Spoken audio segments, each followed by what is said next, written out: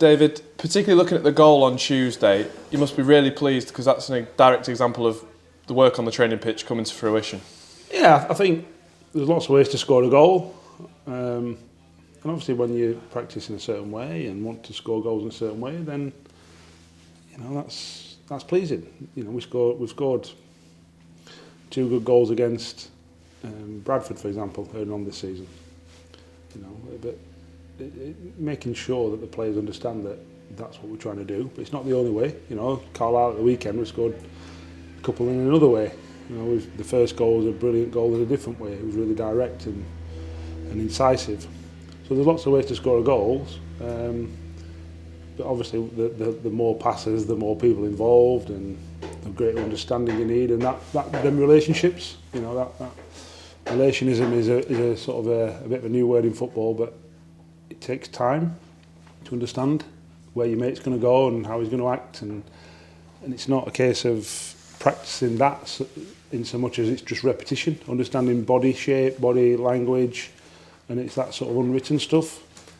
And I hope that the fans see that, that's coming more to the fore. It's pleasing.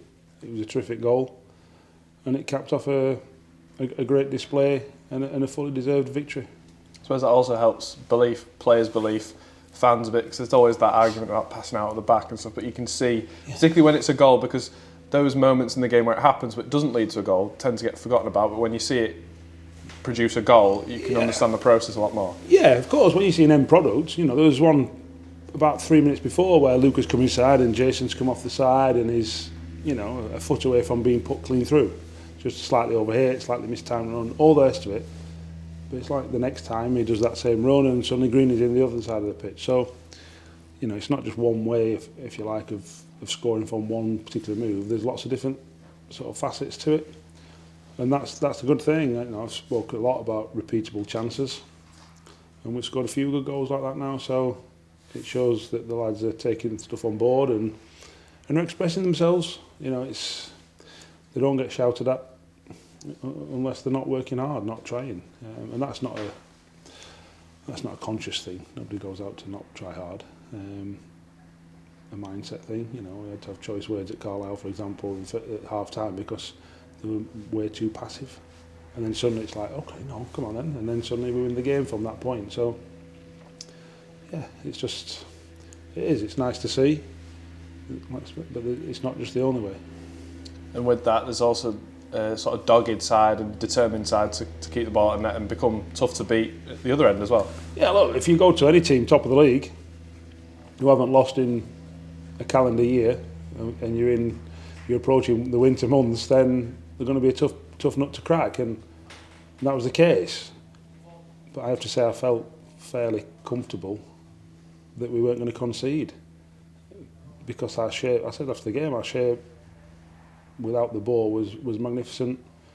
They knew what they were doing, they worked the socks off, and Gillingham couldn't really find a way to get through us. They've had probably 1.5 chances. One's fall from a corner that's just a scrap, and he's hit it well wide when you look at it from the other side. And then the other one it's just a cross into the box and he's just got in front of us. And it's a really difficult chance. So if you keep the league leaders who haven't lost at home to them 2 chances all game and create more yourself, I have to say, we had some really good opportunities. Green's had a shot from right on the edge of the box. Jason's had a chance where he hadn't pulled the trigger.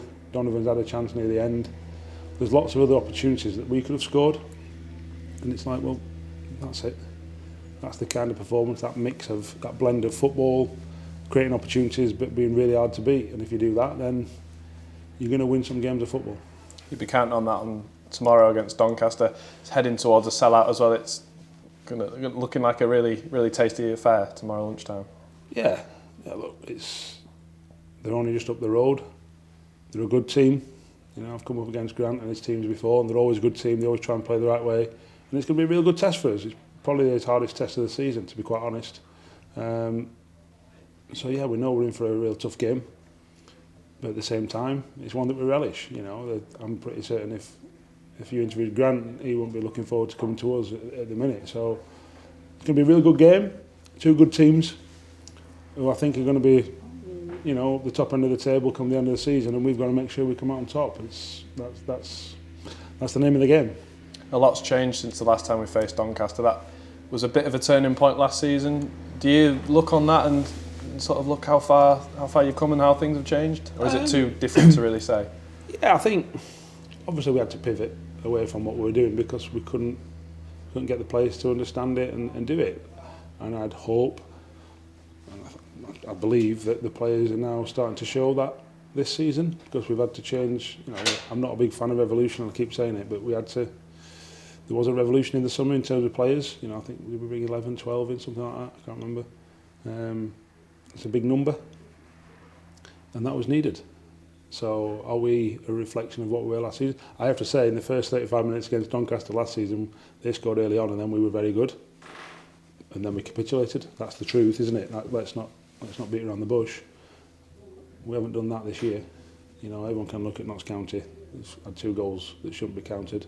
They've had a cross that's flown in the top corner, a deflected shot that's gone in the top corner. It wasn't a 4-1 game. It just wasn't. And we haven't had that in us this season. So, you know, I think we're much more competitive. We're a much better team. But we're going to come against a Doncaster team that is also that. So it's going to be a real good game, and I'm looking forward to it. And finally, just a look at the squad. Any players coming back? I suppose the adrenaline and winning a couple of games means some injuries are overlooked a little bit by the players, I suppose. Yeah, look, we all know where we're at. We've obviously got to rest up. We've had a ridiculous schedule. Whoever's, you know, put that in is where it is. But then to put the 12:30 kick-off, if I'm Jurgen Klopp, I'm going ridiculous, because it's or Pep Guardiola. 12:30 kick-off after being away at Carlisle and away at Gillingham. It's just ridiculous. And then they wonder why players start talking about striking. I'm not saying our players are going to strike, you know, but it's like, well, come on. That's just ridiculous. Absolutely ridiculous. But that's the hand we dealt. I said before the game on Tuesday, you're not going to find me complaining. You're not. It's a point to be made, what I've just made.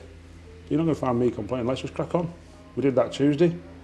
The fans were unbelievable. Like, unbelievable. Helped us, massive, at Carlisle and on Tuesday. And I'm hoping that, you know, that whoever turns up, however many Mariners turn up on tomorrow, on Saturday, that we give them something to cheer about, and they get right behind us, because it's been a tough week and a long week, and we can finish it really well.